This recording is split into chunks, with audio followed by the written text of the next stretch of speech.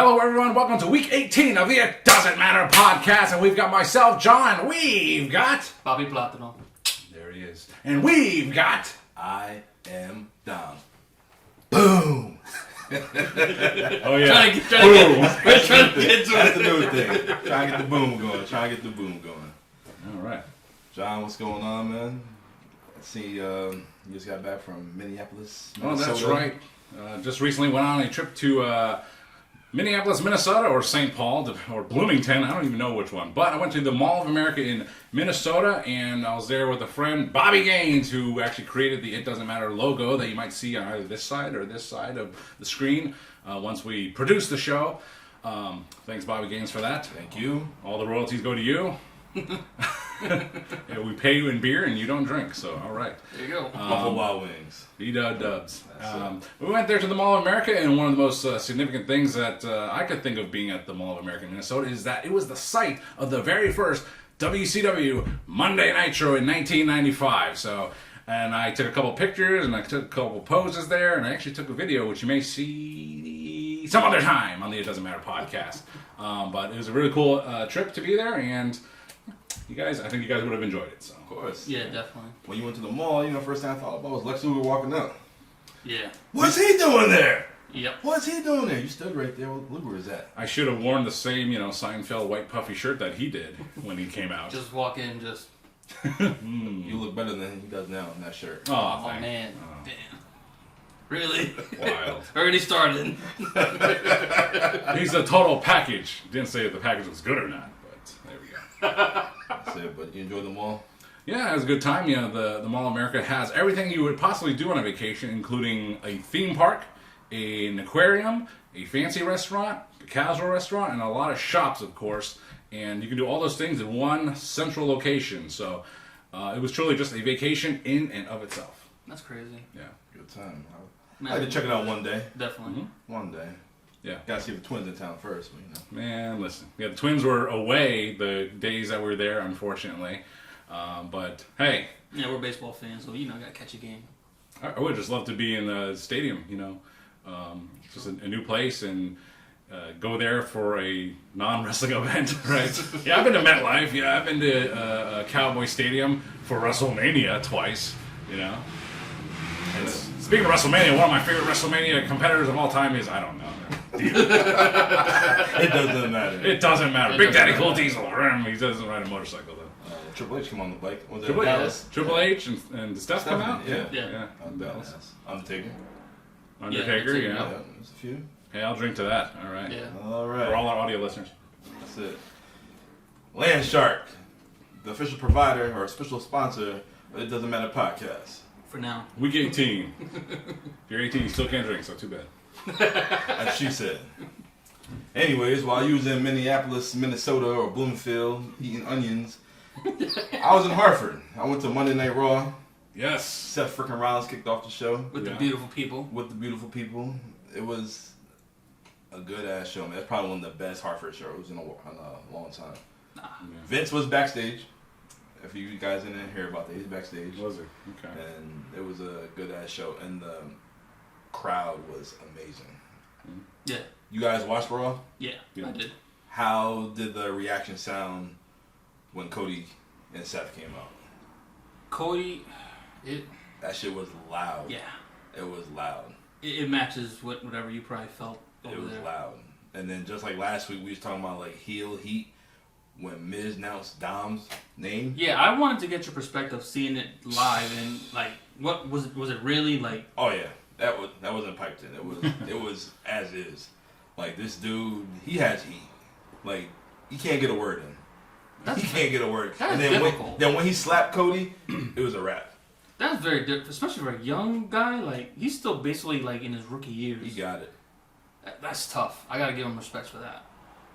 I want to see him go against Cody.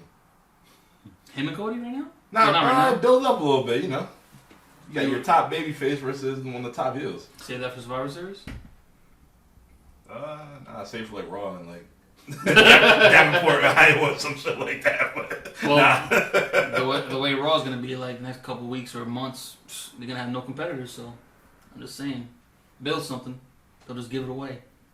Yeah, Yeah. We'll talk more about that. Yeah, but so the main event for that night was Damian Priest versus Seth Rollins, and Great match. it was a great match. Priest had his showing. He said that early in the night that he doesn't need the Judgment Day to be there, and Priest is working. Priest, ever since that match with him and Bad Bunny, he's doing the damn thing right now. That might have been a mistake on his part, though. So after the match got over and the cameras ended, Seth and Priest shook hands off air. A Ring of Honor. Just, you know, Like airing on Raw Talk. Yeah. Oh, they showing on Raw Talk? No. Oh, all right. I didn't know. But maybe they did. Who knows? Yeah, but they shook hands, and Priest he's working right now. He's doing the damn thing. He's always been good. It's just he never really had that opportunity to shine and show his real worth at times. Yeah. Especially when you're in a group, you're gonna only show the leader. Well, whoever is the leader. Well, you thought it would have been Finn, but honestly, right now it's Rhea. Rhea's the leader of the Judgment Day. Hands down. Of course. In WWE, they always tend to delay pushes, no matter if Vince or Triple H is in charge. But I can't pinpoint it exactly, but I swear I had this feeling when Sami Zayn wrestled Johnny Knoxville at WrestleMania. And I was like, I personally love that match. I had a great time with it. And I just thought to myself... I enjoyed it. Yeah. After the fact. I watched it. But you had the sense that something bigger was in store for Sami Zayn. It could pan out, or it could flutter.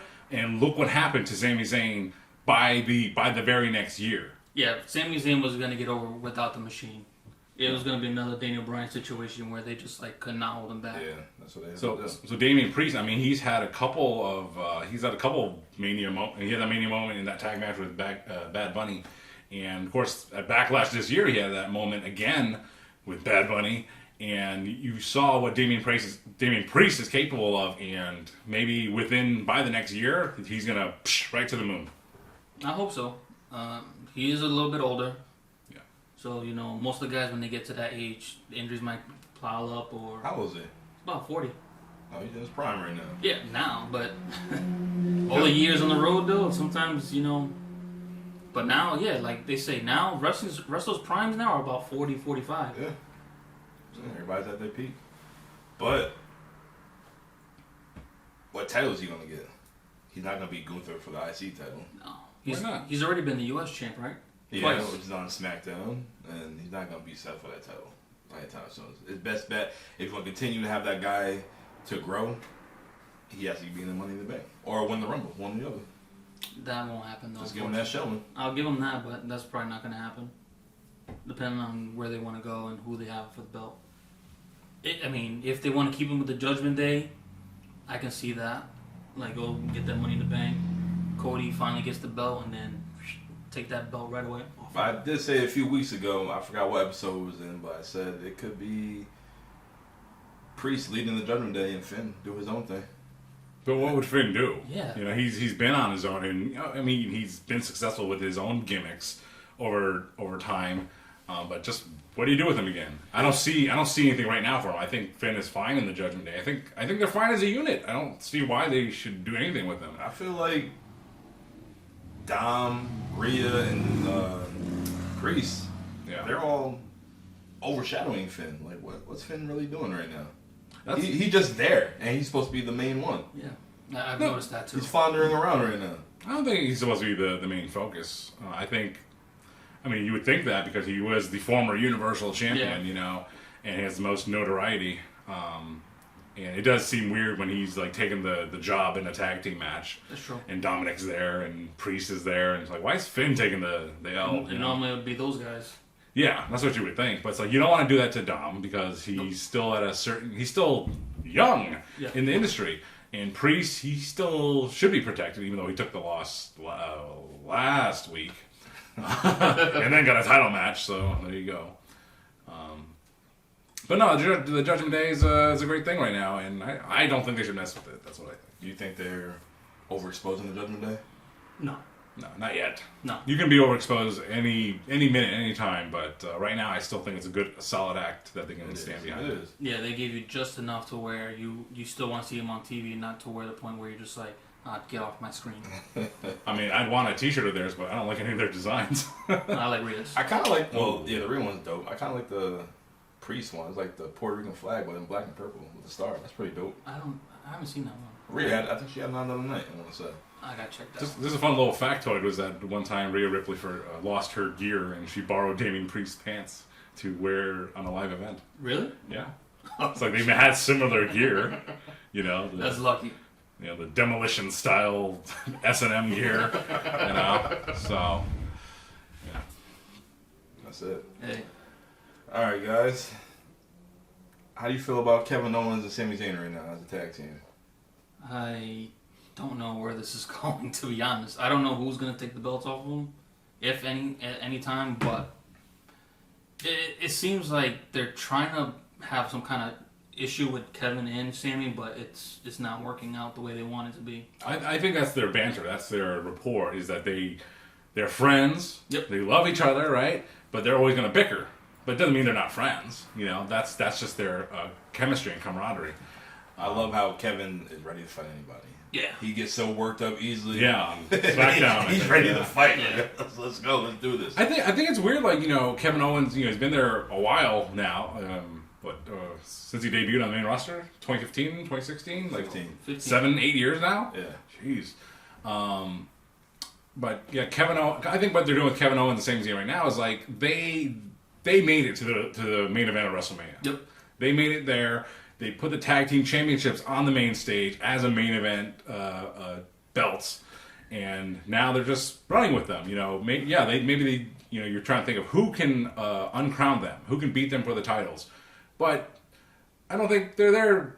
They're not in the design that they're just holding the titles until something will come up, and sometimes things get hot, and then okay, now we pull the trigger on them losing the titles because of this new hot act. But right now they're not floundering, but are they directionless? No, they have, you know, a gauntlet match coming up to find a number one contender. So they're just enjoying the title reign. That's what I think. Yeah. That's it, just carrying the belts. Are they going to unify them titles? Are they going to Okay, get a belt? Look, we unify what? Well, not unify, but are they going to get new titles as well? Everybody's getting new titles. It seems like it. Well, we're jumping around. I'm jumping around a bit, but on SmackDown, Asuka got the new title, just the Women's World Championship. Yeah. The women's. Well, the undisputed championship, right? How? It's the women's. WWE Women's Championship. That's it. What's the other one going to be So, called? you find out Monday Yeah. for Rhea Ripley. The WWE Ladies. What? I don't know. Female.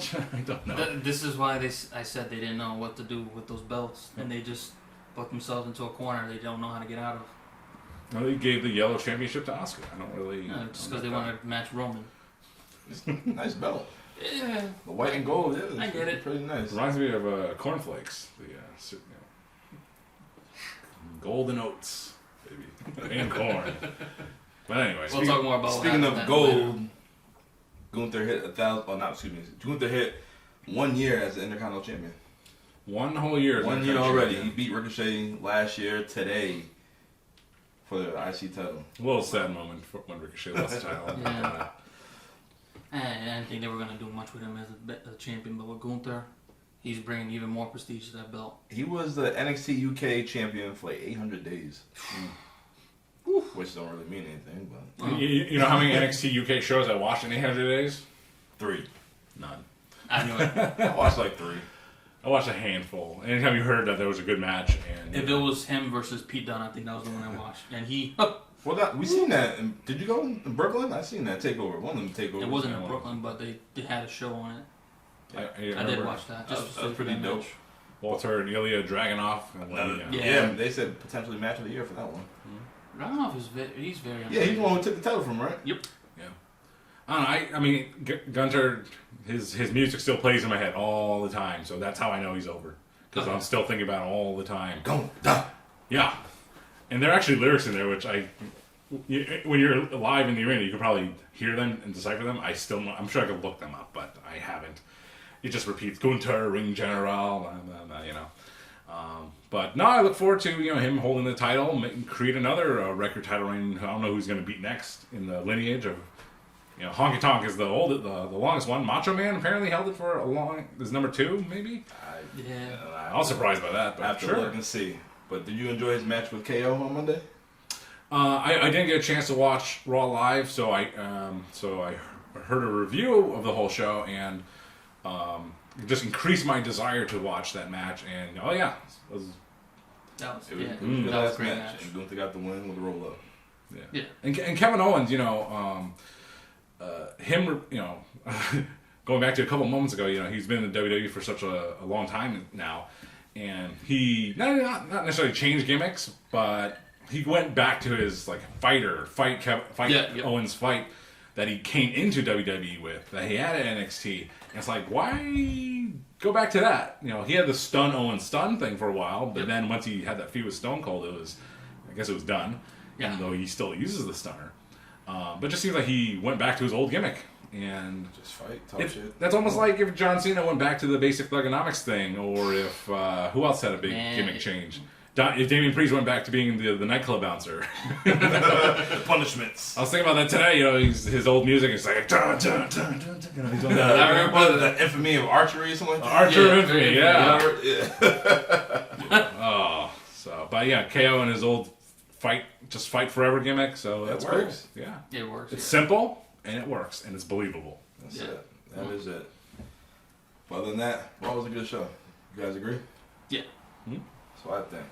What's your thought about those women coming up? Or was that on SmackDown? Alba Fire and Isla Dawn or something like that? Yeah, was that on Raw? That was SmackDown. Okay. Alba. Yep. Yeah. Skip to. But they did have Zoe Starks versus. Natalia. Yeah, that's why Natalia. I didn't write it down. It's for the Money in the Bank qualifying match. I already knew there was. Becky was over too. Her pop. Becky. Yeah, but it was expected. Well, other than that, it was a good show. Well, didn't Ricochet and Nakamura have that match too? Yeah, and then Bronson Reed interfered. See, the last time I was in the Hart XL Center, and for whatever it was, Ricochet got a huge pop. Did he get one in Hartford, or he did? Yeah, he did, but like a surprisingly big pop. Oh no, it wasn't because he got overshadowed by Nakamura. Oh, so when Nakamura came out, the place was going nuts. Everybody, did not come out first? Nah, Ricky did.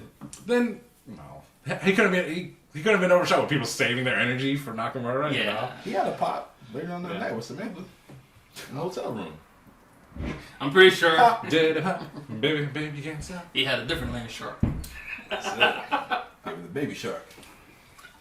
Anyways, the way that locker room's going, fins up, hose down. What's side? On to the next show, fellas. I'm gonna switch up. Well, usually I go to SmackDown. I'm gonna go with AEW. Really? Your favorite show? Yeah, my favorite show. I watched a lot of wrestling this past week. I watched all of Dynamite. It was okay. But the thing that really caught my attention was MJF and Adam Cole's promo. Thank you. I was hoping you'd go to that. Of course I was going to. They had to. Yeah. MJF is just a great talker. It's like, are you reading the script? No. It's like, you got that shit embedded, like what you were gonna say to this dude, and you said everything, and this dude, you talking bad about Britt Baker, like she got his balls, talking bad. Well, he really talking. He basically acknowledged him, saying, "Yeah, you were one of my favorites growing up. Yep. From when I changed the channel, and I seen you on Ring of Honor, and you were undisputed." And basically, yeah. And you just feed him off, what the fans saying, talking about his body, how he looks and whatnot, and he couldn't cut it. That's why Vince McMahon didn't want nothing to do with him. Yeah, being Keith Lee's manager. Keith Lee's manager. A's and Nate's. I'm good with the strawberry daiquiri. All set. But it was a good promo back and forth, and I wish I discovered that promo. Actually, I did watch it live. So, but I was not in a place where I was able to really pay attention to it. But just it was very surprising. It was it was a great promo battle between the two, using a lot of insider knowledge that you either knew about or didn't. I didn't know. He called me. Adam Cole called me off guard, saying, "Let's go backstage right now and take a piss." I was like, hold on, yeah, what? Yeah, like because he was like, yo, you don't go from like this to pause. I mean, MJF is in great shape. He is in great shape, but but he does work out. But damn. Yeah, I was like, get all that stuff from GNC. And MJF again with his facial reactions, just like simple. Yeah. Just simple, just oh, is this real? Like you don't know, like hey. this guy's so like MJF be perfect for the '80s. Oh yes. attitude era. That's something he can fit in. We talked even before we even decided making a podcast. We're like, what is missing in wrestling? Selling. You say it all the time. You're tired of seeing this Canadian destroyers and all this other crap, and just boom, back to the next move. Sell. You got to. 30 seconds. That's all you need. 30 seconds. MJF wasn't lying when he said he is one of the greatest workers, definitely one of the greatest talkers. Yes. He is, I forgot how he said it, but talking about the dog collar match. Yep. Basically, he had one of the greatest 4-way matches. I agree.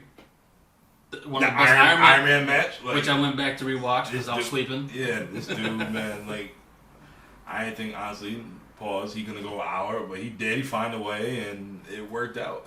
If he keeps going the way he does, he will go down. He's innovative. Yeah, he will be in the Mount Rushmore. For AEW. Right next to Big Swole and Jimmy Havoc. You don't think he can all professional wrestling? Maybe he has a long enough career. Anything's possible. Anything's possible in AEW.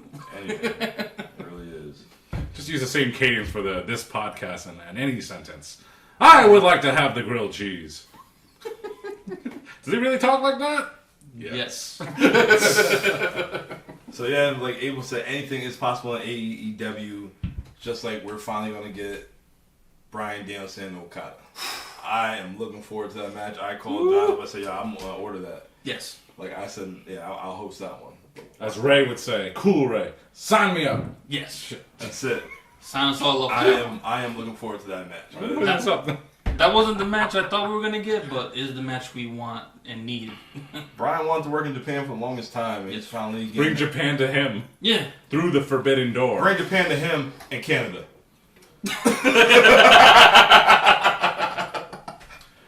Hey, hopefully everybody got their work visas to go to Canada. I think customs is nicer from Japan. I don't know. Maybe.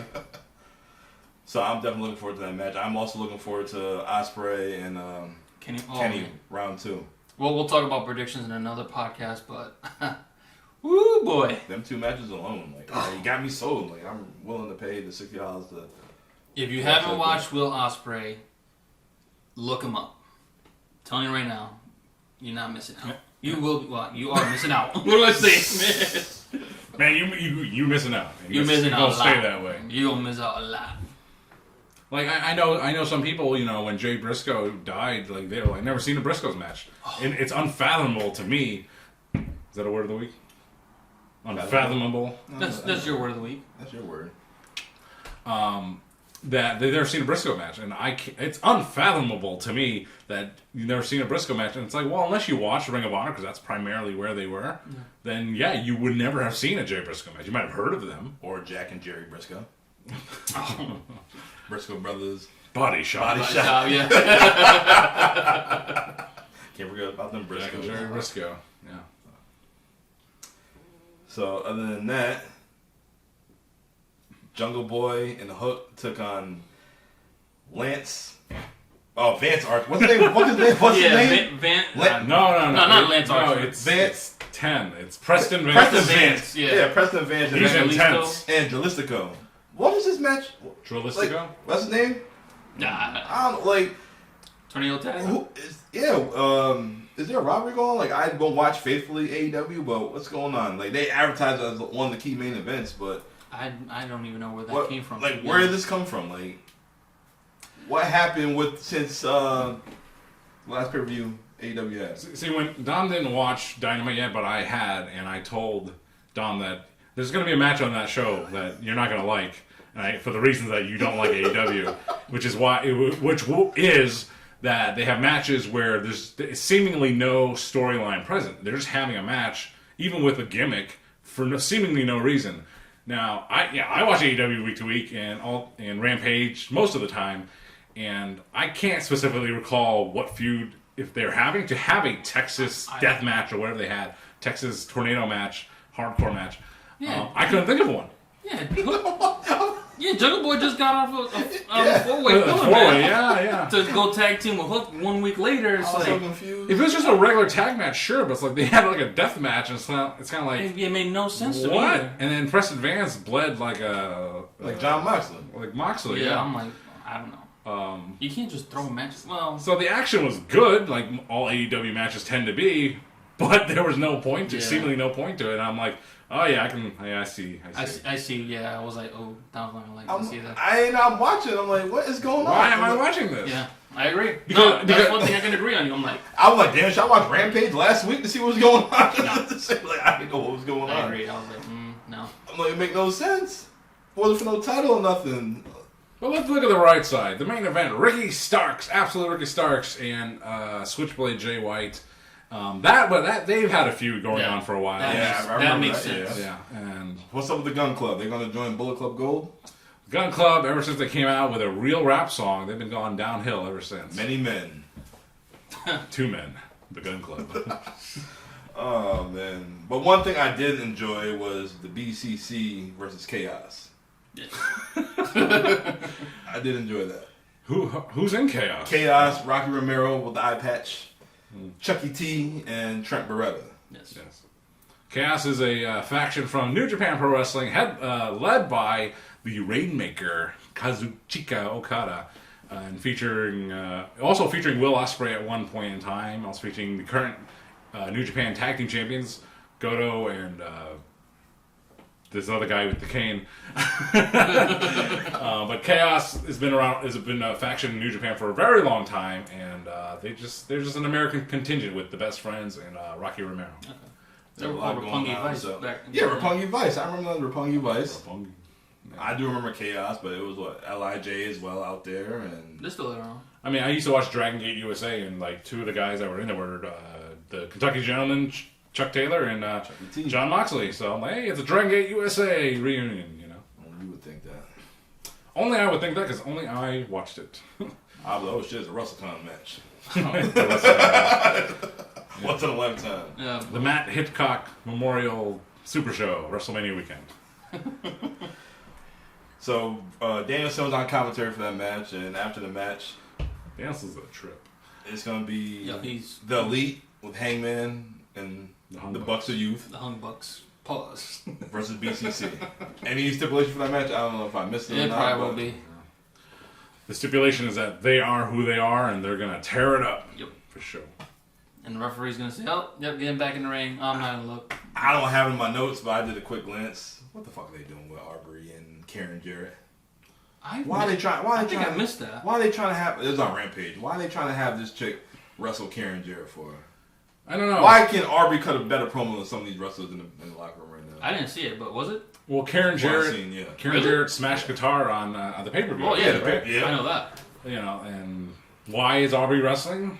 I don't know. I don't either. Why couldn't Mark Briscoe find? I mean, ODB, One Dirty Briscoe. She was part of the Briscoes at one point. Bam! Happy birthday! Birthday was the other day. Happy birthday, ODB. Met her at Slammiversary in Boston. Met her at Lockdown. Real cool. I met her at Bourbon Street, WrestleMania weekend. She used to sell this. You still got the food truck? Nah, did that shit catch on fire? Yeah, but she got a new one, I think. I know she had a GoFundMe for this shit. Yeah, I think she got a new one. Where are you gonna find the truck? Burning the meat. Bam!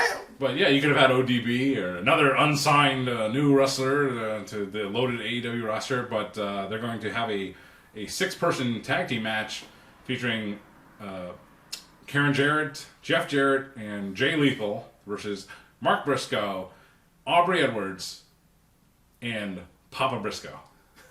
What? Are they having that? I did see something they teased about Yeah. Papa Briscoe.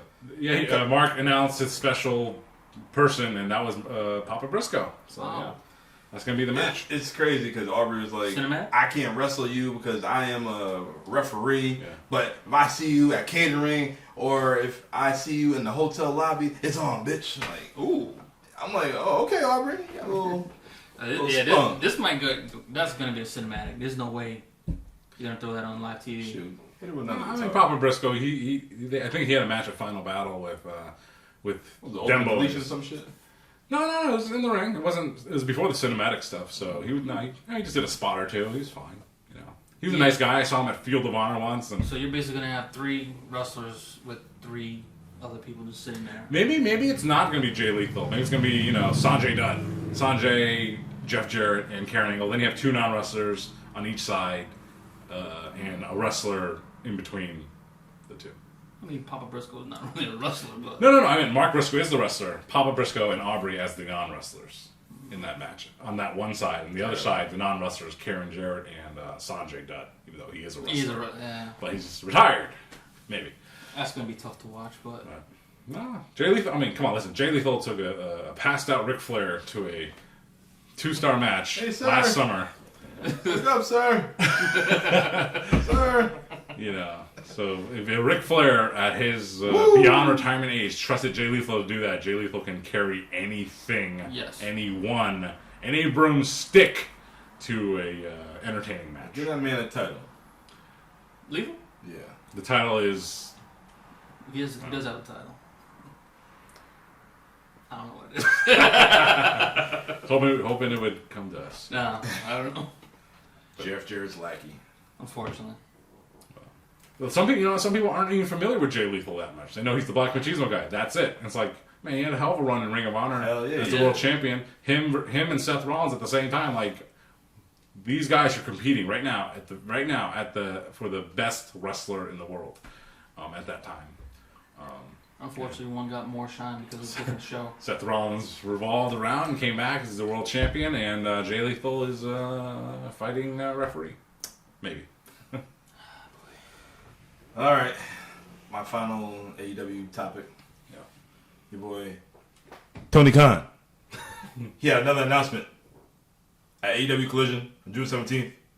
The main event is going to be FTR and CM Punk versus Samoa Joe, Jay White, and Juice Robinson. Isn't it good to have a person? Everyone is smooth and polished on TV. Yep. Here's someone different. Here's someone who isn't as smooth and as polished. Maybe by design. Actually, probably not by design. Yeah. You know. It takes time, man. I mean, if people looked at the first couple of episodes we had, Ray was on point. Man, just cheating the camera. A little awkwardly. Remember, like DDP?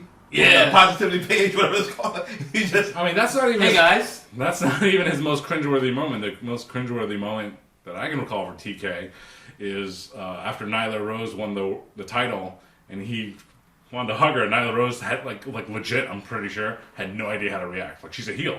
Yeah. And Tony Khan's like, all right, and he's just hugging her, and I was just like. She's trying to keep kayfabe. Yeah. She didn't know what to do. Probably in like real life, she'd be like, "Oh, thanks." Da. But she knows she's on camera. And she's a heel. And it's like Tony's hugging her. Like, don't break character. I mean, it's a hugger. You know, hey, he's it seemed like they're hyping up Collision more than Forbidden Door because we only got 2 matches and Collision's on its way up. Collision is this Saturday. Yeah. And, I mean, Forbidden Door's in 2 weeks. They only got 2 matches announced so far. I mean, you've already bought the pay-per-view based on 2 matches. I know, but still, I want to see who else. Sells itself. We'll see, but Collision is. I don't think it's going to have the matches featured on Dynamite that are currently in the ring. They can announce Collision matches on Dynamite, but the feuds that are building on Dynamite, I don't think they will be at Collision. I think they're going to build for Forbidden Door. I think Thunder Rose is coming back soon. She is. I think she's still hurt. I think that's why Tony's got the belt too. Granted, maybe Jamie Hayter probably did get hurt. Next week don't they have like a gauntlet match? Whoever wins that gonna fight. Well, that was on Rampage. Yep, that was on Rampage. It was Dr. Britt Baker, DMD. Oh, she won. Nyla Rose. Sky Blue. What's her name? Sky Blue. From Ring of Honor. Mercedes Martinez. Yep. I forgot all about her. I'm like, damn, this chick came out of nowhere. Sky Blue won. Really? So she's gonna face. Oh, that's next week. Tony Storm on Dynamite. I'm sorry. And, I love you, Sky, but sorry. Reach for the sky, boy. Girl. Poor thing. Take a bite out of that. I would too. Face and Queen. Yes. Yes, My number please. one. Just Deep dish. I'll cover her tat. Chicago's own. Chicago's own. Deep dish. Sky Blue. Well, since you're talking about blue, it's time to talk about the blue brand on Friday nights. We're going to talk about Smackdown, how it kicked off with Paul Heyman and Solo in the ring. Call Roman Reigns. Jey Uso came out and Paul Heyman said, basically, you got to make a decision, but the tribal chief is trying to groom you to be the next tribal chief. He wants you to have the suits, eat the good lobster and shrimp and all that stuff. Even Roman don't wear suits. Yeah, he ain't. Shit. And, It's so great. You got yourself a United States title match. Such a slimy Paul Heyman. Like, what you gonna do? And he took the title match, and Solo just looking there, and he left Paul hanging. He didn't shake his hand. Yeah, I get it. You don't want. Where's this storyline going? It is going exactly where it's supposed to go. The bloodline is crumbling from within. Speaking of bloodline, I have the bloodline OG T-shirt I got from the Usos' daddy. They got Rikishi, got Roman, got Umaga, got the Usos, and got the tribal chief himself, Roman Reigns. John, who you got?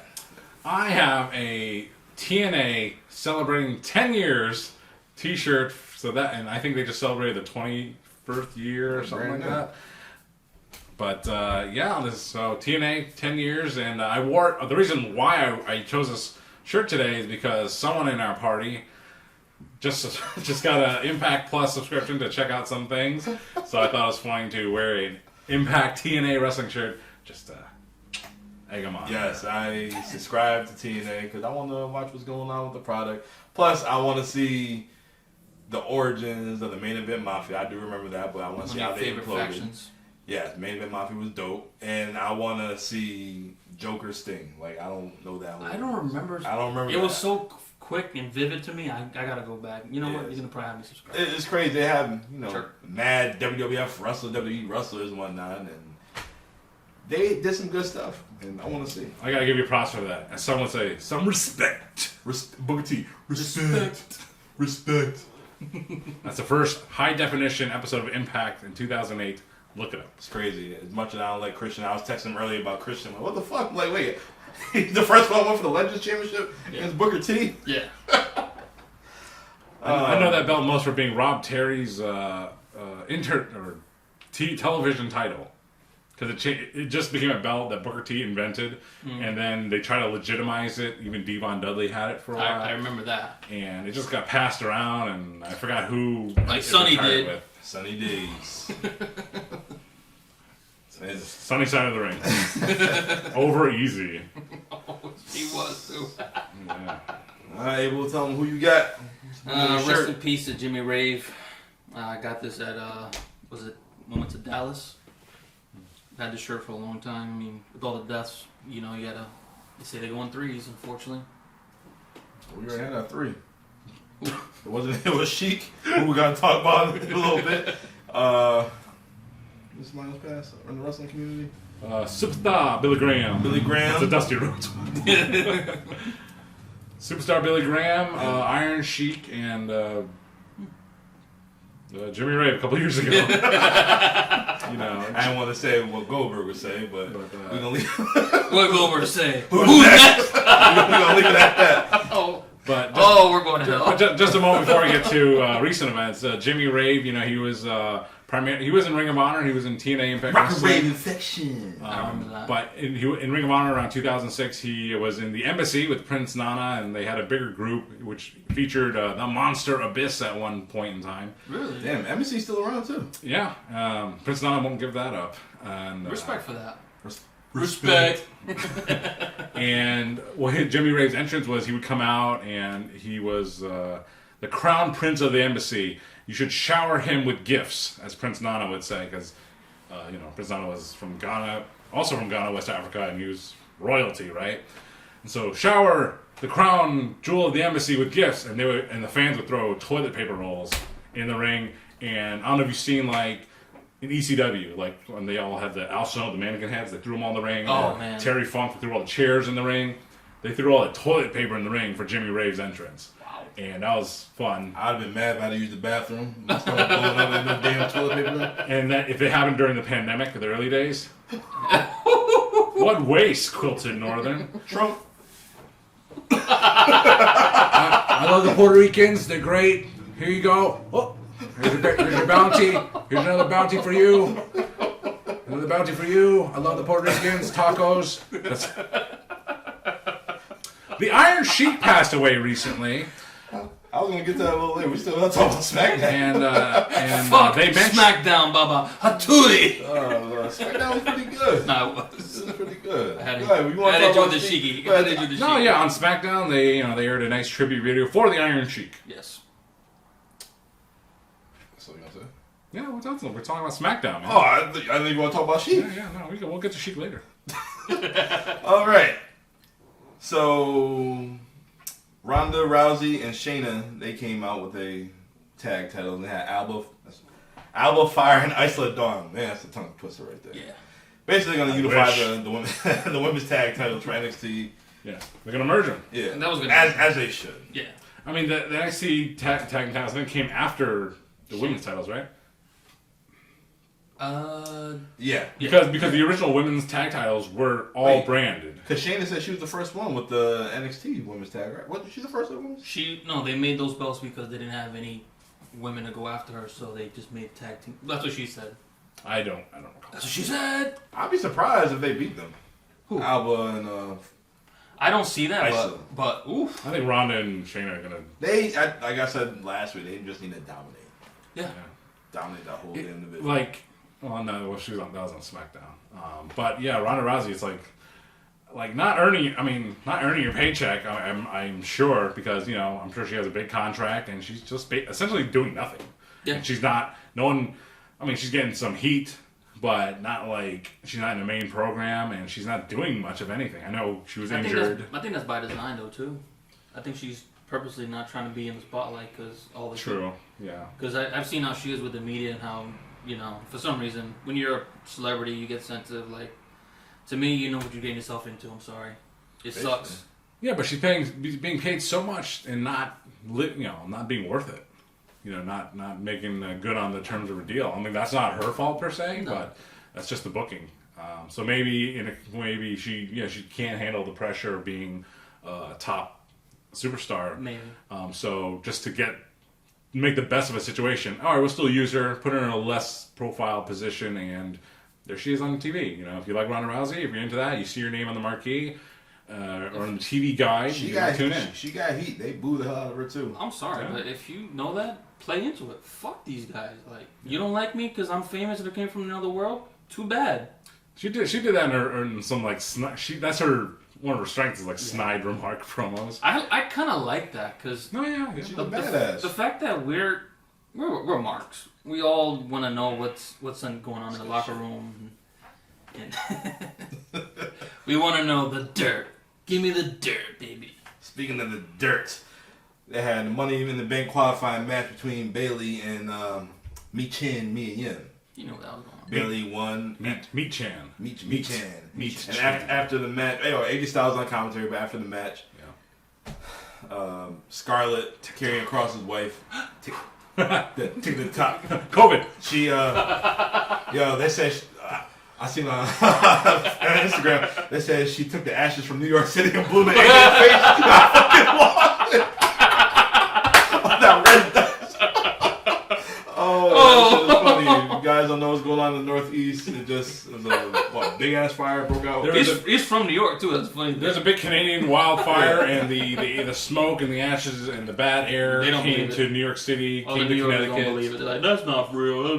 Come on, man, bro. Red Dawn. There's only so much conspiracy theories. That shit was funny. Yeah. Stop. It was funny as hell when I seen that. I think Clifford the Big Red Dog was shedding. Yeah. But yeah, that's pretty funny. That was pretty funny. But anyways, Bayley's in the Money in the Bank match. And as for women's, we see Bianca Belair talking to Adam Pearce backstage, saying she want her rematch. Yep. Adam Pearce granted her a rematch. Don't come out, because Asuka's going to get presented a new title. Asuka gets her new title, doing her little strut, whatever she's doing. Asuka being Asuka. Asuka got the brand new WWE Women's Championship, the white and gold, same belt as always, but it's still a nice belt. It looks good. But then, the Queen makes her return. Woo! Looking good as ever. Yep. Tall as hell, especially with them heels on. Yep. I don't know why she needs it. She already stand above everybody else. One thing, she caught me off guard. I'm like, all right. She said she wants that title. Why she kept pointing at the old title? I was asking. She did that shit twice. I'm like, what is that about? Like, I want that title. Like, what?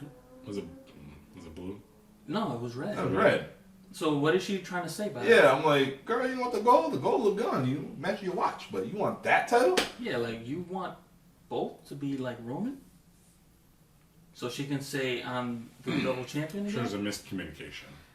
Yeah. Oh, it was cool. Asuka missed the miss, but I kind of wish Bianca ran out. I'm like, well, hold on, bitch. Like, no, this is mine.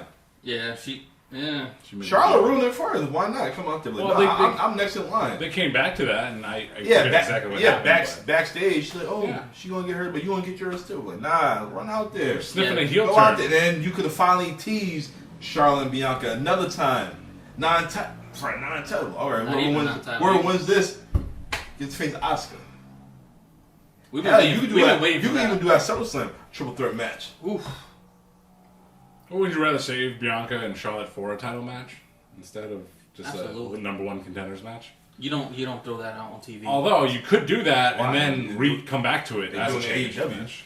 Yeah. AEW's got maybe one show and one pay-per-view every 4 months. Now I'm just saying that'd be a good quality main event match for a SmackDown.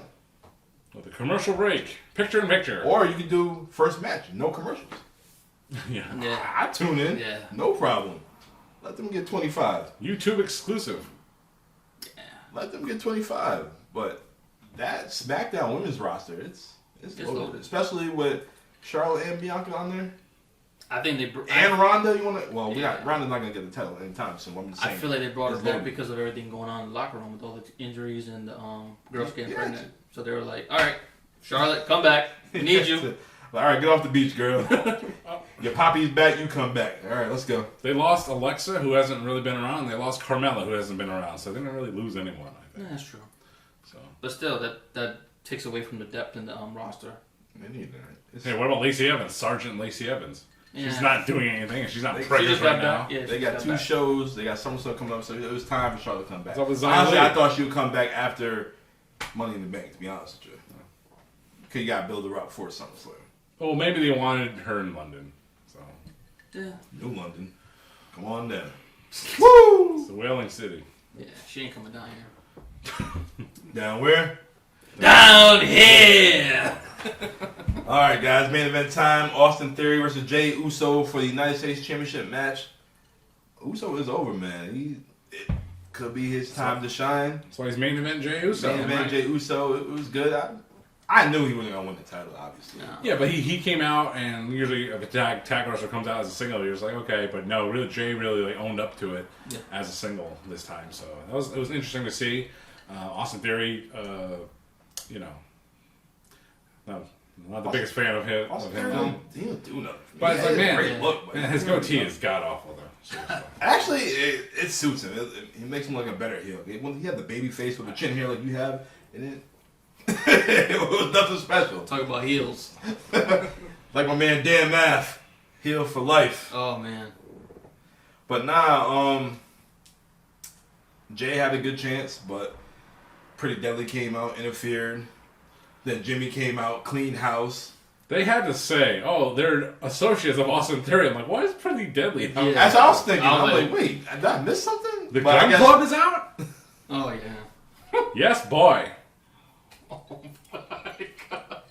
I can say, I have not, for the last, couple years, I don't watch NXT, but I did tune in here or there, and the only act that I was really into was Pretty Deadly. So I'm glad they're on the main roster right now, and when they're on TV, I'll tune in for sure. They're a different act that you just don't see from other people.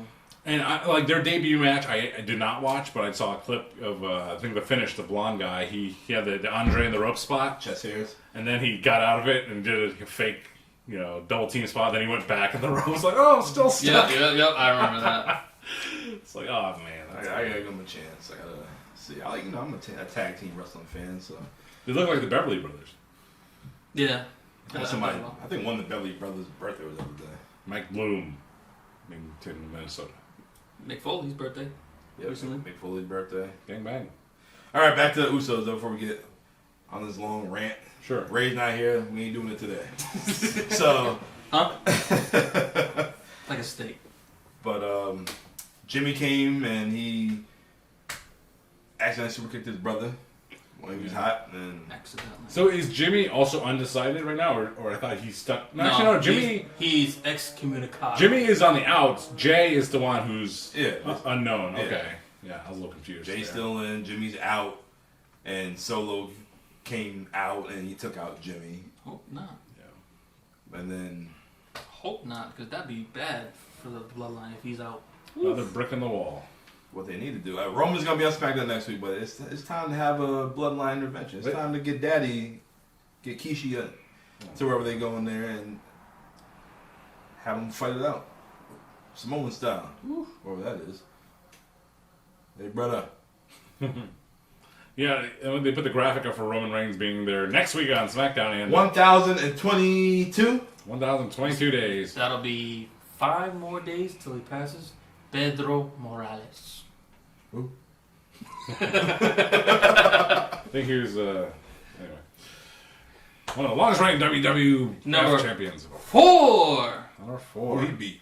Seriously, who he beat? Stan Stasiak, I think. Meat's daddy? Stan the Man Stasiak. I think he beat Backlund. No. No, that was face to face with not at that time. Could have been. Well, he's getting closer to Hogan. That's all I know. Now you got me thinking. No, so title lineage time. Yeah, it's a little tough, but I think who is it? Stan Stasiak? Stan Stasiak. Who'd he beat? Or did he beat Pedro Morales? Then who beat Stan Stasiak? I don't know. You know what? Might have been. It doesn't matter who they beat because it's all in history books. Google it, Wikipedia it, WWE Network it, Bing it. Peacock it, Bing. You know what? Yeah. And you know what? We are going to talk about a former champion, the Iron Sheik, who passed away earlier this week at the age of, 81? 81 years old. Abel, what you got for Sheik memories? Even though we weren't alive, but I went back to watch the match where Hogan actually beat him for the title for the first time, where Hulkamania finally started. Yeah, if it wasn't for the Sheik, there would be no Hulkamania. It is Seriously. so true. Seriously. There is no good guys without bad guys, and that was the ultimate bad guy. Sheik, even when, I think it was WrestleMania 7 when he came with Slaughter. That shit was dope. Yo, whew. That man. Yeah. Oh, man. Talk about heat. Yo, they interviews? They had to, because WrestleMania 7 originally was going to be in the LA Coliseum, which is the outdoor venue. Yeah, they had to take They it had out. to move it inside to the LA Forum? Sports Arena. Sports Arena, whatever it was, because, they was receiving death threats and bomb threats because Sergeant Slaughter turned on America and all that stuff. But that's kayfabe. Yeah. That's not true. Slaughter. Well, Slaughter said he had death. Yeah. Like, he was receiving messages and calls. He couldn't go home. He couldn't go grocery shopping or anything. They had to physically do everything for him for months. This is tomato and tomato. But the other story, the other side of the coin, that is the official WWE story, that they were receiving bomb threats and it was an outdoor venue and that's why they moved it to a more secure location indoors. The other story is... Couldn't sell tickets. They couldn't sell tickets because the LA Coliseum is huge. It is. But they could film the smaller LA Sports Arena, whatever it's actually called. They could fill out that. Yeah, Mania wasn't what it is today.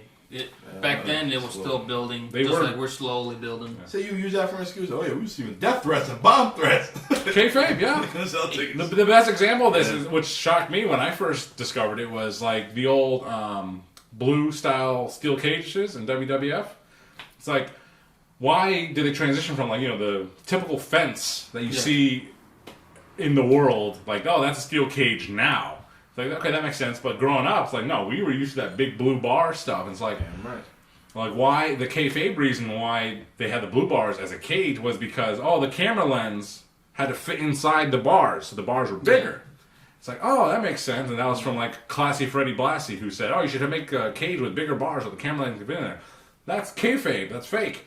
The real reason is because big fat guys like King Kong Bundy couldn't climb the fence, the old, the little chain link fences. The chain link fence. They could climb the big blue bar stuff. That's why they made it. That makes sense.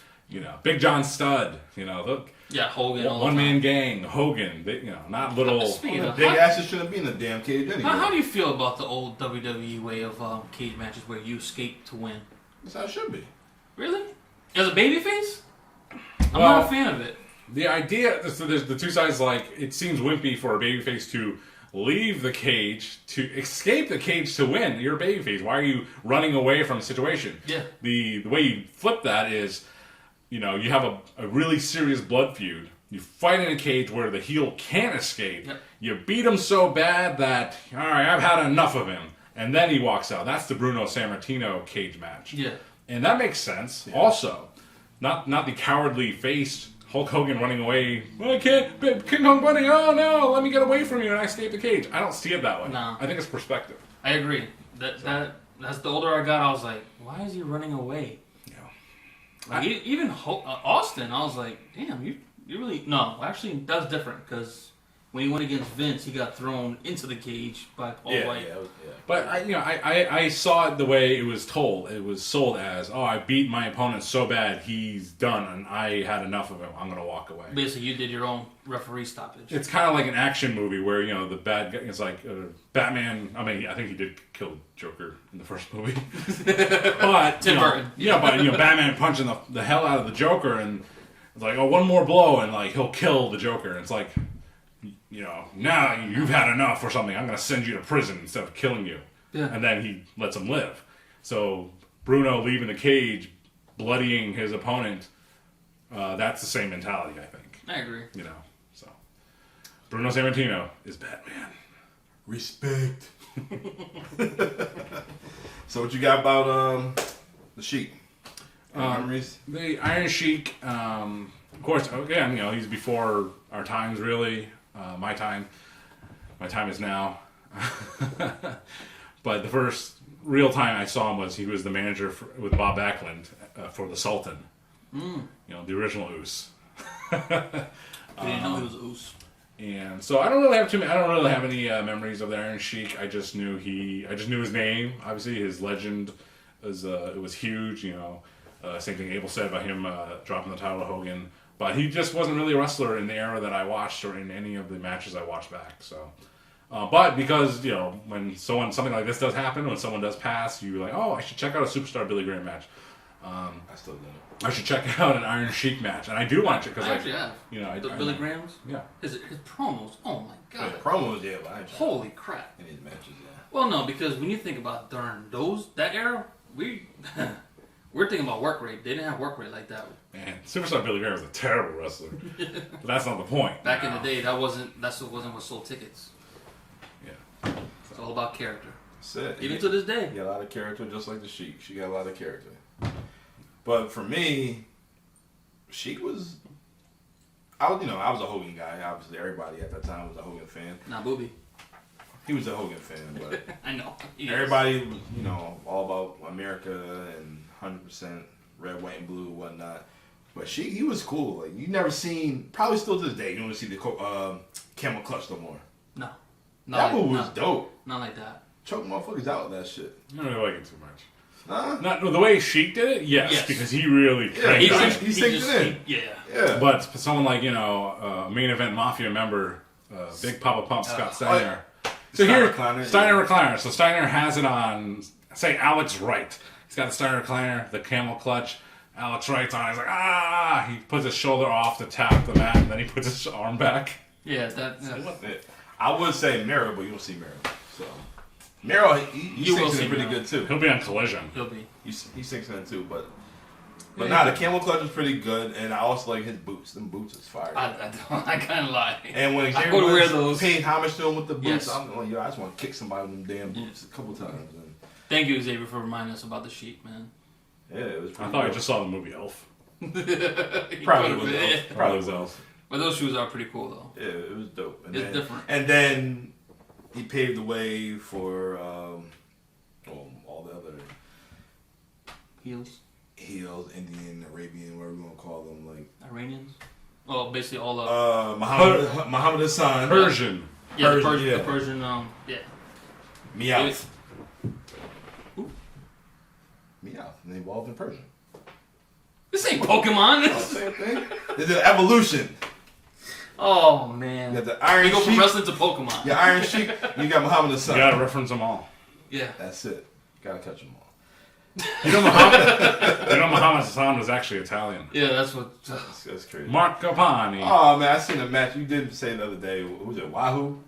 He's Italian. I watched the match on man. Wahoo McDonald. Like, McDaniels. Wahoo McDaniels. Wow. I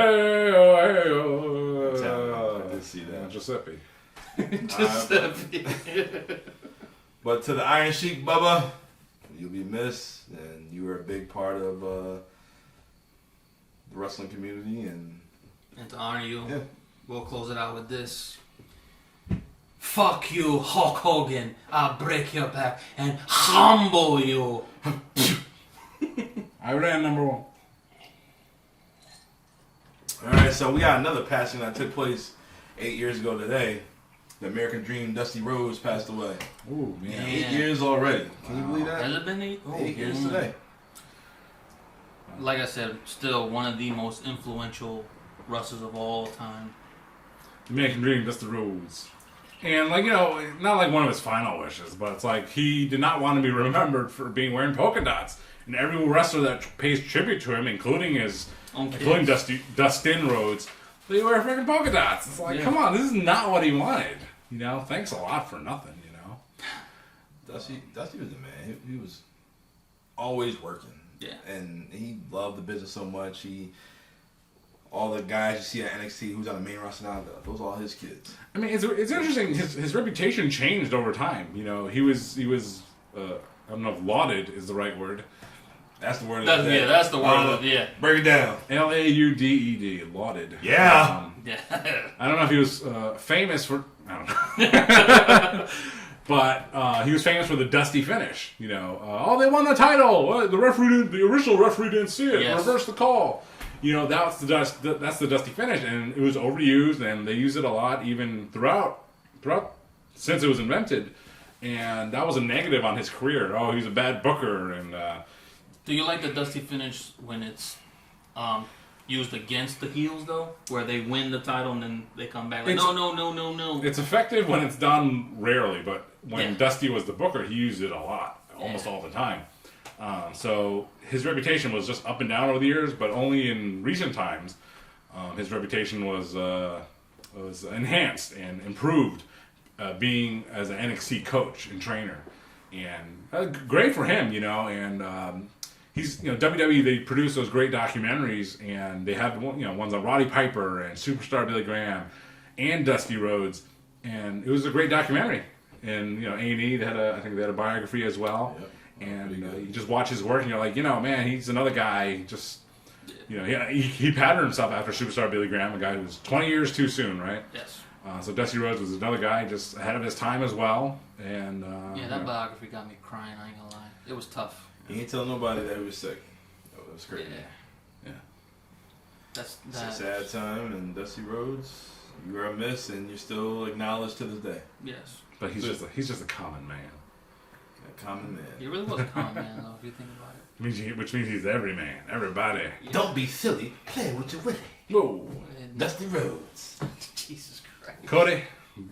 Did you hear Miz? Oh, Cody, you look dashing tonight.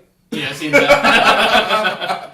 That was pretty funny. That was fun. You know, caught on to that. Cody and Brock feuding now, and it's like, I just like to make these weird connections. You know, the last time they were together, sort of, was WrestleMania 32, and he was Stardust in the opening ladder match, and Brock was facing Dean Ambrose. You know, it's just like, and it's like, hey, Cody, you're a big star now, but back last time I saw you, you're freaking Stardust. You know, so hey, things change. Dusty Rhodes, it's one for you too.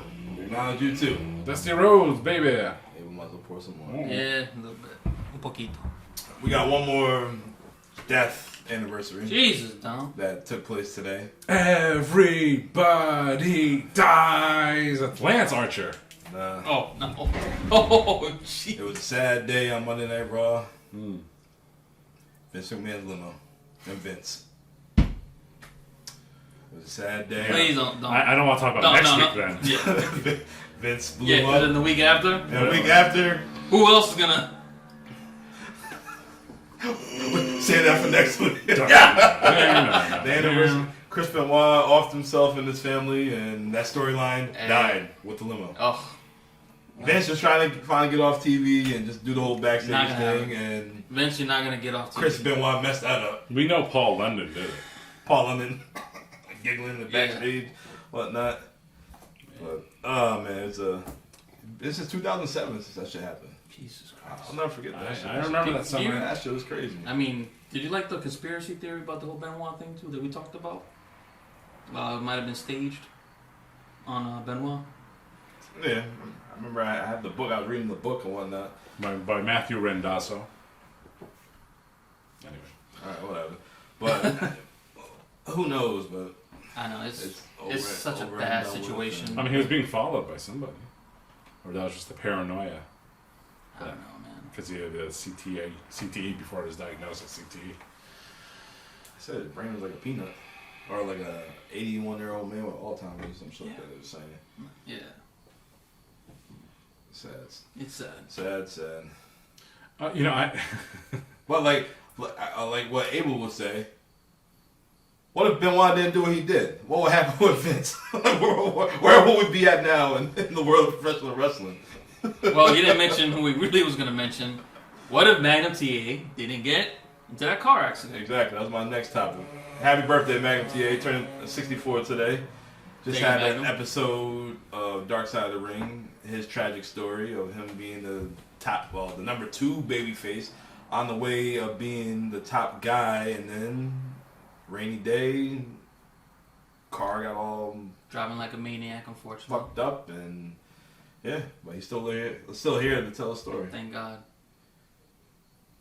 Any Magnum stories you want to talk about? Magnum TA, I mean, before the recent, Dark Side of the Ring and that really right now, many years back, I don't know how or why I came across it, but just watching some Magnum TA promos and some clips of some matches, and man, he was a freaking star. I mean, he was going to be the man. He looked like Tom Selleck.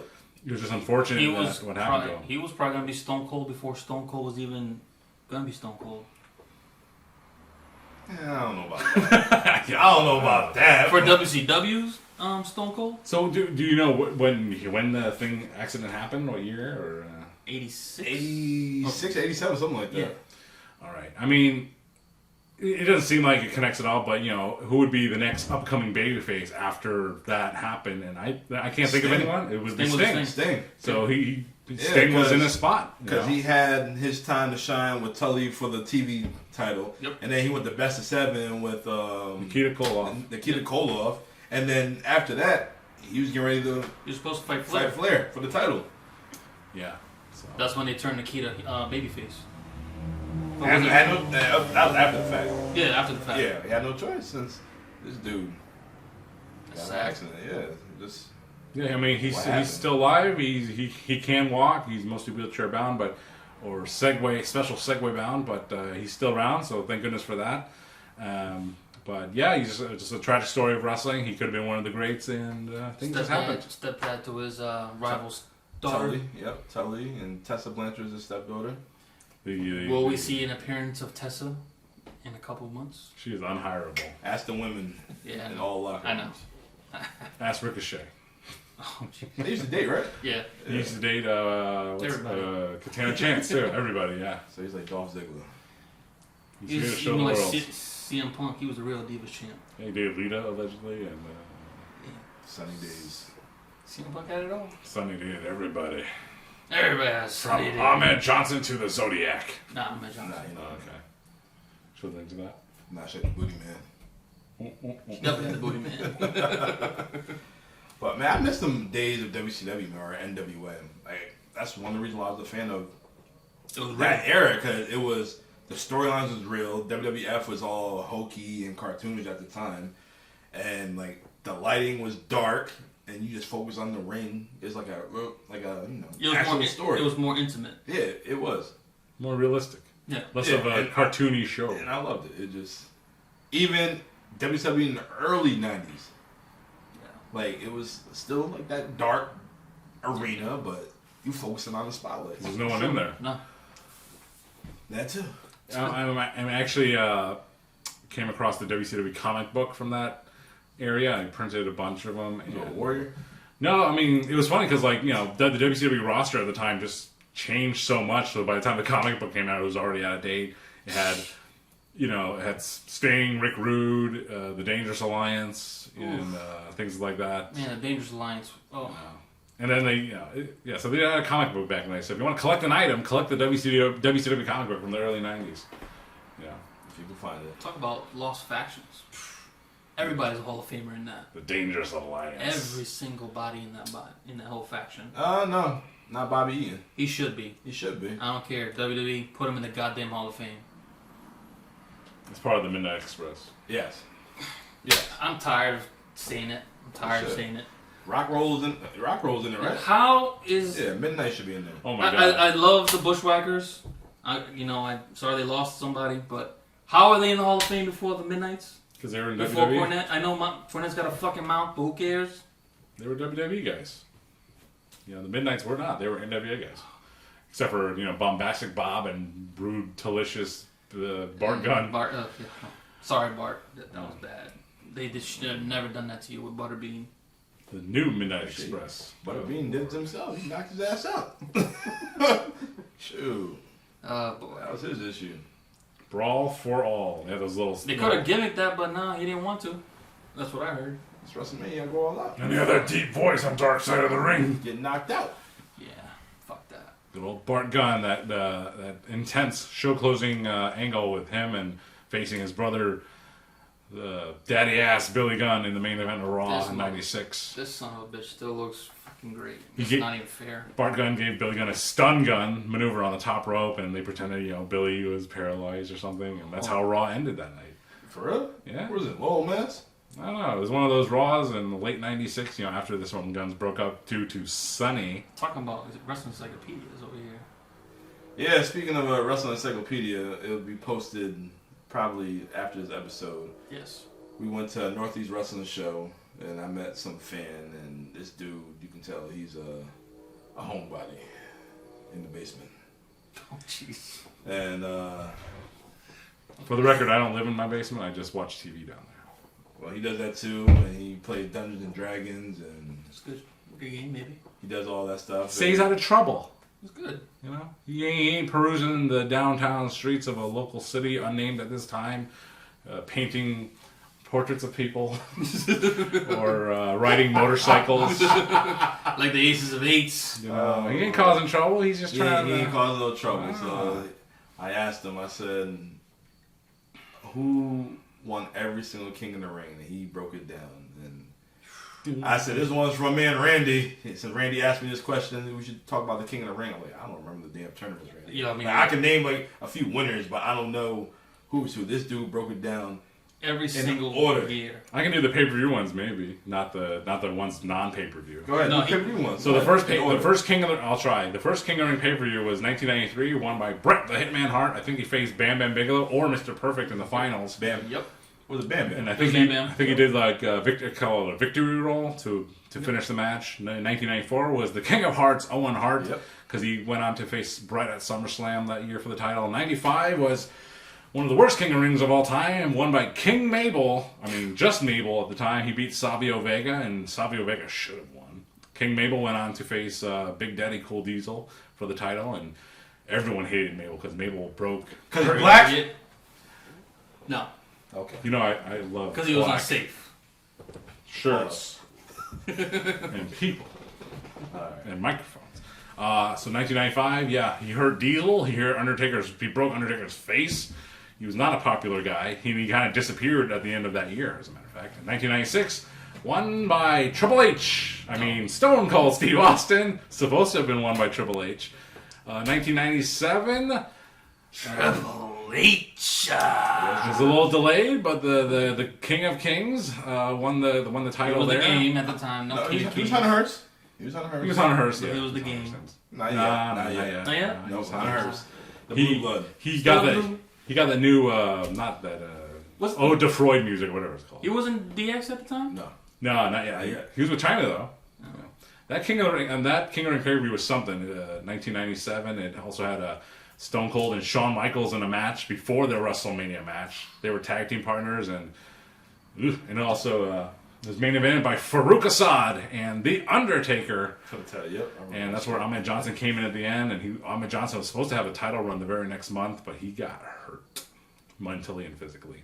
So they had to go with Undertaker and Big Van Vader at the Calgary Canadian Stampede. Stinky gloves. That was the main event? Legendary pay-per-view. That was before the 10-man tag. Okay. Great pay-per-view. That was, yeah. The crowd was so wild, the camera was shaking. Yeah. While the main event was happening. 1998, the world's most dangerous man, Ken Shamrock.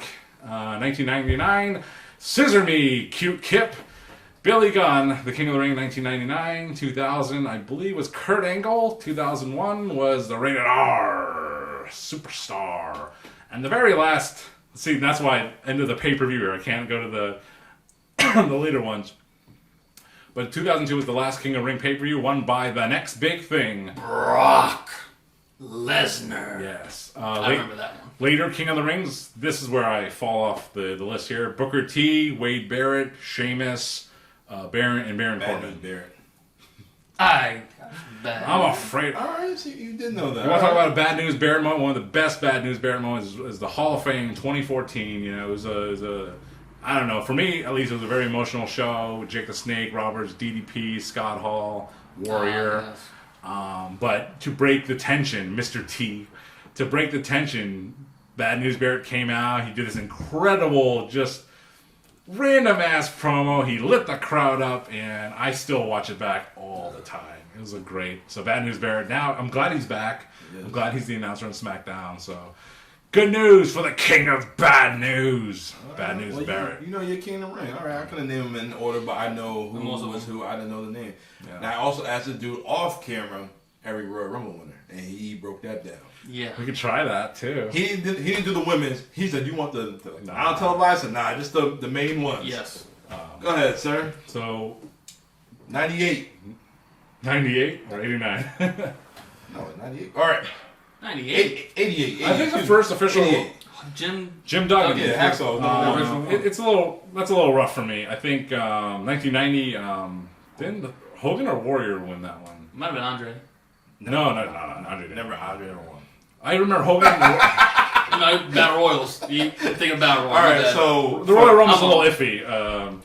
Might have been Hogan. Let's start with 1993. Yokozuna won that one. You gonna forget the other shits?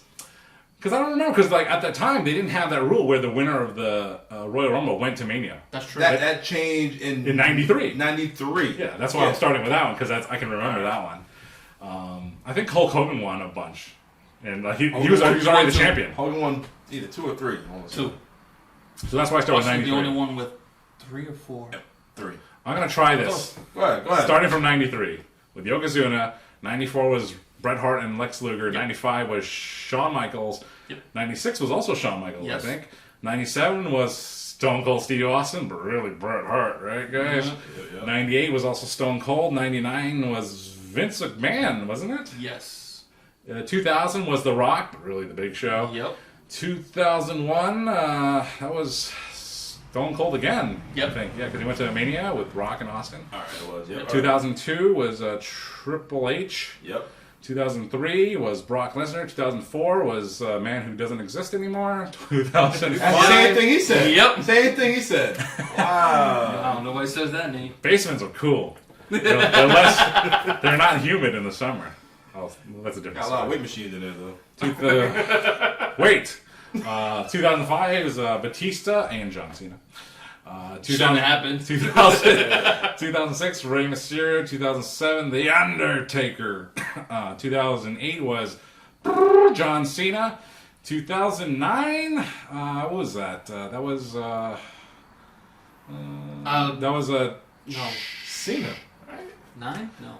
It was Triple H or Randy Orton? No, Randy Orton defended the title against Triple H. So no. Wait, what WrestleMania? 2009. That was, I think, 23. It might have been Triple H again. Ford Field?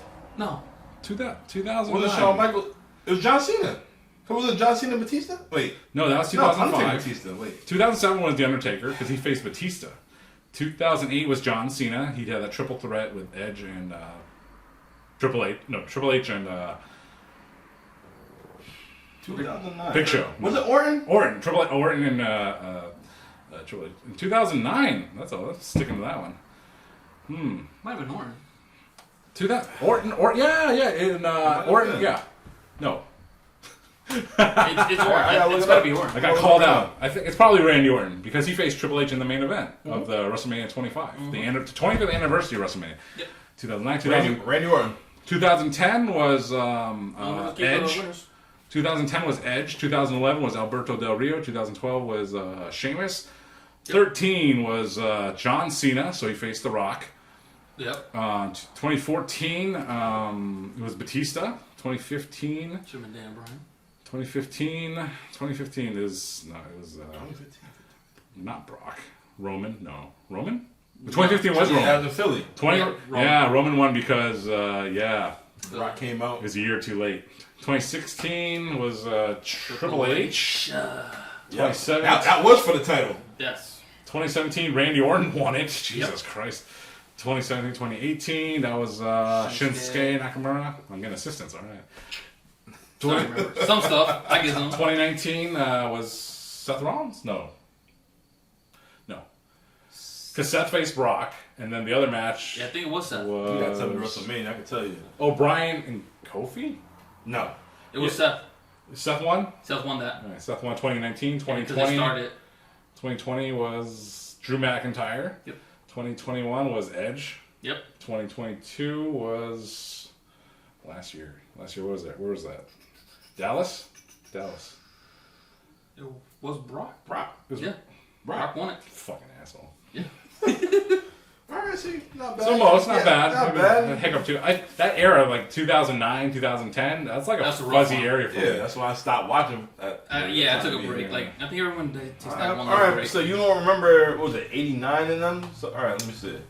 Hacksaw won the first one. I say Hogan. I think Hogan won two of them. I say Hogan, Warrior. I don't think Warrior won one. No. Warrior won one. No, he didn't. He had to have won one. He had to win one. What are you talking about? I feel like he won one. He didn't win no damn Rumble. I'm telling you. He didn't win no damn Rumble. The tail of the tape. Warrior not in it. You don't use tape. Alright, let me see. You owe me a beer. Alright, the winner of the 1989 Royal Rumble was Big John Studd. Okay. Ugh. Wait. Okay. He only had 2 eliminations. That's all you need. You just need to be the last one. No. Oh. For 89. 89, big. Okay. Alright, so. Just go for Rumble winners. Alright. Jesus Christ. And make sure you donate $2 to Wikipedia while you're at it. Exactly. You want the shit accurate? You better pony up the $2. Or just press the little Xbox in the corner. Alright, here we go. You know, back in the day, like, so you're a big wrestling fan, and they're like, ask me anything, and they're like, what color was the Ultimate Warrior's belt? And I'm like, man, don't tell me ask that. me a good question. You know how many colored different belts he had? What year did you become stupid? Hold on. You forgot one. You forgot 2023. Who won that one? Oh, this year? Cody. Okay. Yeah, you forgot that one. Well, you quit. Asking questions. Yeah, you did. Alright, 88. Hacksaw Jim Duggan. 89. Big John Studd. 90. Hogan. 91. Hogan. Okay. 92. Ric Flair. Oh, yeah. Ric Flair. Okay. 93. Yoko. Oh, okay. 94. Brett and Luger. 95, 96 was Shawn. 97, 98 was Stone Cold. Oh, The Rock, 2000. What did I say? Yeah, did we skip 2000? No. You said 2000, but you didn't say. I didn't say. You said The Rock. You said The Rock. No, yeah, The Rock, really the big show. You said That's what I said. All right. Vince 99, The Rock 2000, Stone Cold 2001, Triple H 2002, Brock 2003, The Man with No Name 2004, Batista 05, Rey Mysterio 06, Undertaker 7, Cena 8, Orton 9, Edge 10, Del Rio 11, Sheamus 12, Cena 13, Batista 14, Roman 15, Triple H 16, 17 Orton, Nakamura 18, Seth 19, Drew 20, Edge, Brock, and Cody. You know, for the last 10 years, the weakest name on that is Shinsuke Nakamura. That's sad. It's very sad. He should have been a champion. He should have won the... I mean, I'm glad AJ had a record title reign that year, but, man, Nakamura should have gotten it. They dropped the ball. I'm sorry. Yeah. You had it right there. You had it. You could have really made somebody. Even though he's still over, you could have made somebody. Yow. Well, speaking of making somebody, my man Braun Breaker NXT called out Seth frickin' Rollins for a World Heavyweight title shot. Come on down, NXT. I'll definitely build up that brand. We have previous champions go down there a few times. They'll have 700,001 viewers. I'll watch. Yeah. You're the one in 700,001. Hey, would you watch if Seth went down there and fight Braun Breaker? Yeah, if they advertise it like, oh, this is coming Tuesday on NXT, I'd watch it, sure. I won't. Yeah. But Twisted Tea. will it happen? Who knows? I don't know. You call them out, why not? Yeah, why not? Might as well. Why do another? If they do a pay-per-view one-off, let it happen. In Detroit. SummerSlam. We going, fellas? We doing? It's gonna be tough. Let's make it happen. One of y'all's penciled in. I'm penciled in. I got the flight. One's in ink. One's penciled in. Yeah, I'm waiting for y'all so we can get these tickets. It's gonna be tough. Make it happen. In the D. I mean, what else are you gonna do there? Go see the Tampa Bay Rays and Detroit Tigers. How about them Lions? That's it. Out of season. All right, so we also Abel and I went to a Northeast Wrestling show. Yes. The main event for that show was El Hijo. Kommander and El Hijo Vikingo. El Hijo de Vikingo. Yes. And I almost left with the title. Abel, I got it on camera. Yeah. Abel paid $40 to go meet this man, took a picture with the man. And this son of a bitch, put the title on the him. same story that you know he always does. He's a habitual photo stealer. Who you calling a bitch? No, this time he actually didn't try it. He was given it. He was like, yo, hey, you don't want a picture too? I'm like, are you fucking serious? Yeah, I recorded the video. Should give Don $20 for that shit. Next thing you know, he gave me the pound. I went like that. He was like, you want a picture? Amigo. Alright. The man put a belt on my shoulder. Was there anyone behind? Like, was there a No, line? I was the last guy. Or is that why? He's No, like, there's people behind me. One. Alright. The dude. One or two, maybe? There's a few people behind me. Yeah. all right. Barely. Yeah. Still. How much did you tower over him? Man, I thought I was about to, Thought you were at Little League again? Oh, jeez. Wiffle ball, what is it? T-ball? T-ball? Yeah, man. Hey, kids. Hey, Vikingo. Shoot. He spotted me when we sit in the second row. He spotted me. He was like, oh, man. I said, yo, go ahead, man. I don't roll that way. Shoot. He didn't book a hotel room. He was looking for someone to hook him up at the hotel tonight. He's like, where can I find some tacos? I'm like, man, I'm from Woodbury. So, not at this time of day. Not at this time of Yeah, day. for real. Oh, man. They have the terrible food out there, man. That shit was Yeah. so terrible, man. Yeah. Terrible. Wasted Crappy ass nachos, microwave nacho cheese. No, we bag had of chicken chips. tenders and french fries. That shit was salty and burnt. Big time. The fries was soggy. Had some beef empanadas. That shit looked like mystery meat. Well, that's what you're going to get when the local Boy Scout League cooks the food for you. In their, I was surprised, too. I was like, It was terrible. I mean, $4 for a soda, $4 for a water. might as well just get the soda. For real. that was my old logic. Oh, open up the damn soda, the shit exploded. Yo. Everybody. Not just mine, his too. So I'm like, this shit. And it's not like we shook it up. We're just like, really? This shit was just sitting down and we were trying to eat our food next to them. Sad. When concessions are sad, it's very sad. It's sad. But we got an interview with the local Hardcore legend of New Northeast Wrestling and a Connecticut native, Ron Zombie. We got an interview with him, our first interview. He talked about how he got into the business, how he was trained by Killer Kowalski in 1996, 7? 5, 6, something like Under that? 5, I want to say. Yeah, something like that. He said he was in the same class with Joni, China, Yes. and who was it, Droz? Yeah, Dross. Yeah, Droz. So, I was just going to joke around. He's got it. And I was like, let me not. Let's keep it serious. Yeah, we got our first interview. It was pretty dope, and yeah, he was a Terry Funk guy. He said he wanted to be like Ric Flair, but he said he wasn't cute enough, so he portrayed to be like Mick Foley. So which I understand. I get it. He talked about how if anything he'd take back, it would be them gruesome chair shots from Balls Mahoney, Oof. ECW legend. So yeah, chair swinging freak. So we have that interview. We'll be posting that on IG, Facebook, and on the podcast as well. So you guys check that out. So stay tuned for the Ron Zombie Yes. Ron Zombie interview featuring Abel and Dom. This man been in business for over 20 years. That's right. He lost to Big Bacon Brad Hollister. I remember a guy named something like Big Bacon. Yeah, He lost a lot of weight. He looked good now. Yeah, he lost a lot of weight. He's like Turkey Bacon Brad Hollister now. But it is what it is. And we have new Northeast Wrestling Tag Champions. Dan Moff, who was in El Rudo. NWA. And I don't know. some big Puerto Rican with a beard and a flannel. Jesus, Dom. We should have got the names. They beat Matt Taven and the King, Brian Anthony. Yeah. Great. Good Matt match. Taven's the heavyweight champ. Yeah. Cool. Your favorite guy. You like Matt Taven, right? Your favorite. I love Matt Taven. The Trend. The Trans, yeah. My Oh. cousins, the Trans. Here we go. Thy kingdom come. As you said to Maria. Hey, I met Maria Canals for free.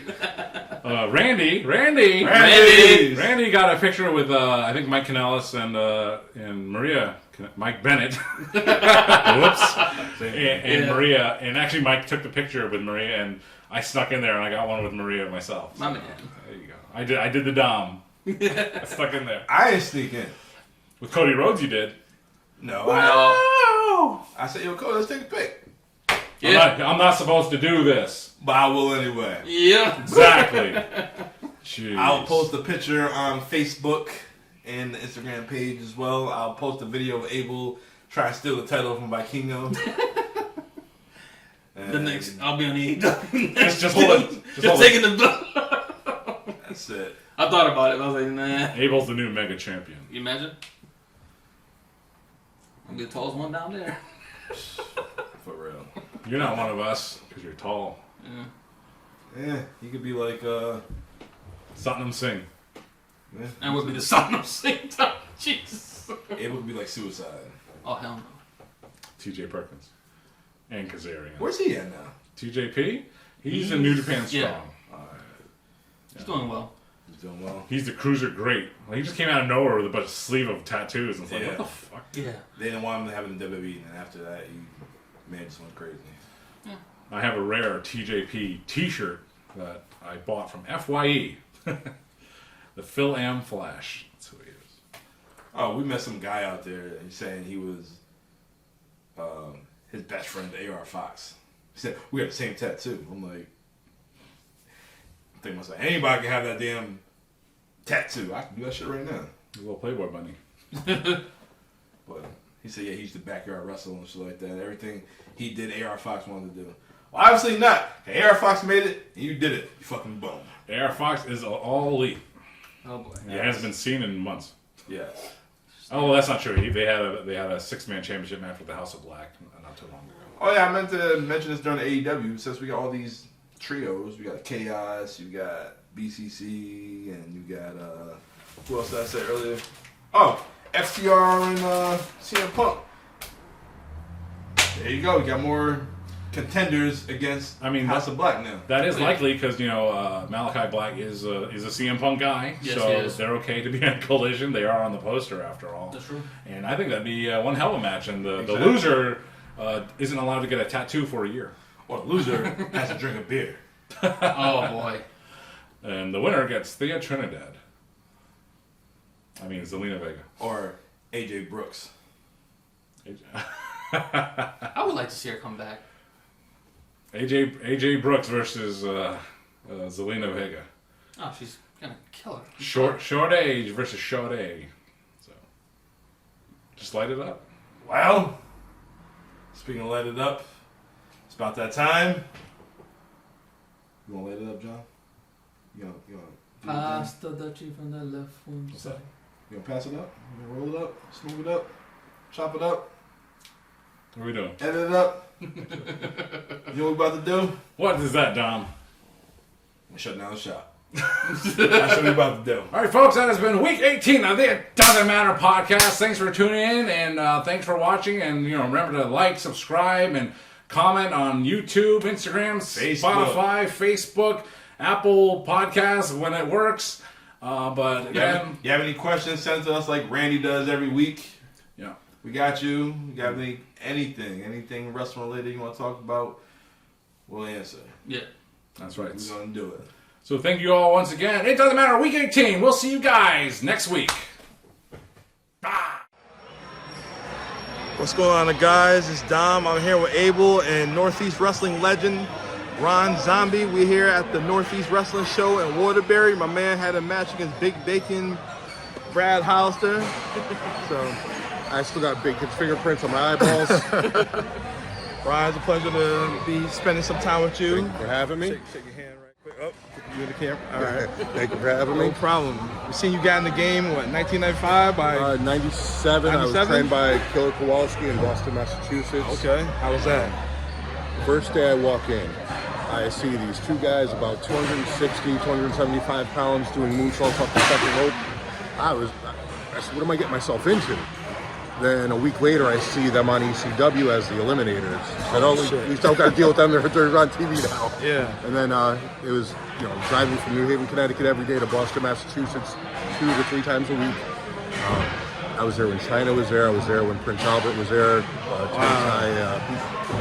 So it was I'm glad I went through the training I went through. It's pure dedication right there. Yeah, there's a lot of people who trained by people that didn't do anything in the business. I was trained by a legend that produced legends. So you've been in the game for over 20 years now. Yep, and I feel every bit of it. Yeah?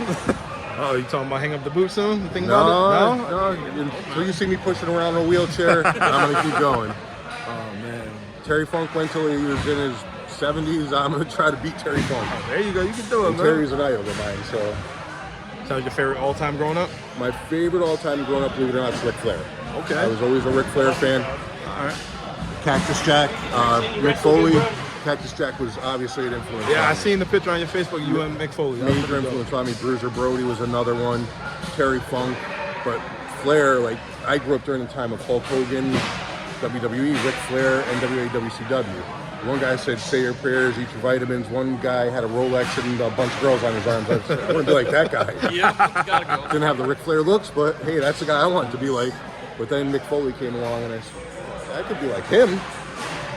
I could throw myself off stuff. So you like taking chair shots and barbed wire and all that If I knew now what I used to do, I probably wouldn't take as many chair shots, to be honest with you. It was like a badge of honor. I tagged and I feuded with Balls Mahoney quite a bit. Really? Chair swinging freak. And let me tell you, those chair shots are amongst the worst chair shots you could ever take.